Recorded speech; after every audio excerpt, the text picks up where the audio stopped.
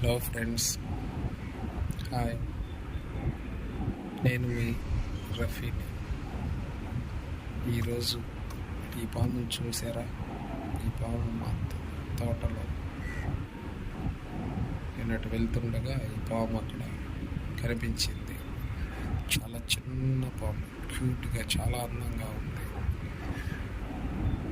అది ఏం పాము నాకు తెలియదు, కానీ మీరు కామెంట్స్లో పెట్టండి.